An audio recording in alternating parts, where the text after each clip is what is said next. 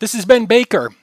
Ben Baker's passion is enabling companies to communicate their value inside and outside of their company. He is the president of Your Brand Marketing, and he has two focuses in that firm which allow him to fulfill his passions. He believes that leadership is a mindset and it's not a job title. Hmm. With that, his goal is to work with his clients to create the next team of leaders, their next team of leaders, and enable them to engage, retain, and grow their most valuable assets, their employees, their people. As a podcast host for hire with over 160 episodes of Your Living Brand Live show behind him, his goal is to help you tell your story effectively and the stories of your clients so that you can cement relationships, add value, and gain insights.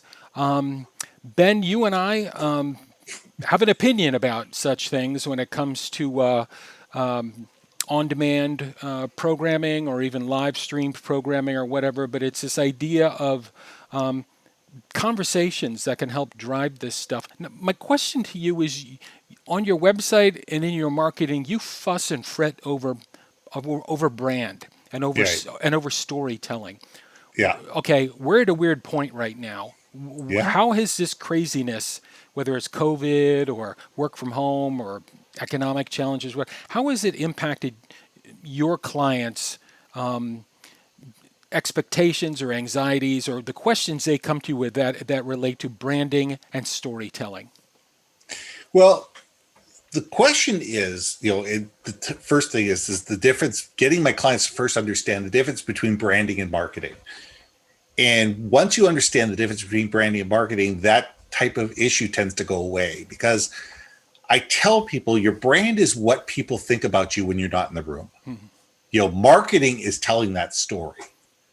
So when we get people understanding the difference between branding and marketing, we get them to understand that they have to always be focused on their brand. Mm-hmm. They always need to be focused because whether it's their internal employees, their people, their clients, their vendors, their strategic partners, everybody has to be able to tell their story effectively. Mm-hmm.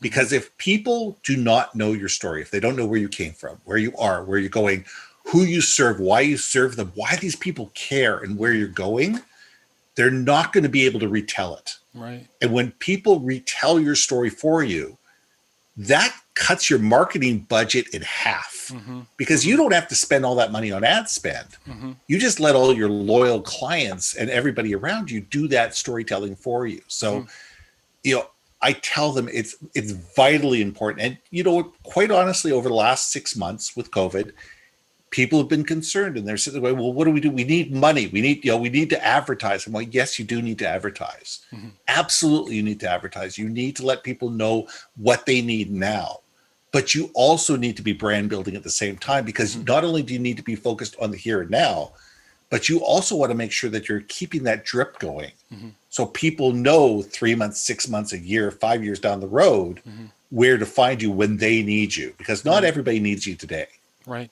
And that story is going to stick in their head or in their heart, right? Exactly. It's that emotional tie. Mm-hmm. It's creating those emotional links, because when you can link your story to something that's of value to them, Mm-hmm. they're going to remember it and they're going to retell it in their own language. I'm curious, and again, we've spoken off camera and off microphone about podcasting. Mm-hmm. The fourth or fifth rebirth of the Renaissance, the eighth or ninth Renaissance of podcasting. But Ben, is right now, really a good time to consider starting a new podcast?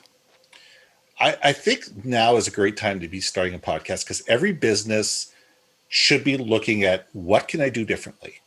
How can I differentiate myself? How can I tell my story? How can I bring in my audience in a new and unique way and do something that resonates with them? Now people are at home. Mm-hmm. Okay, they're at home.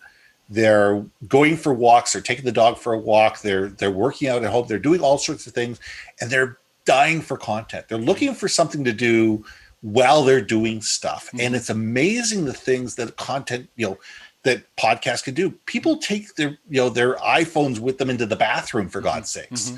And they're looking and they're watching videos and they're listening to things while they're in the bathroom.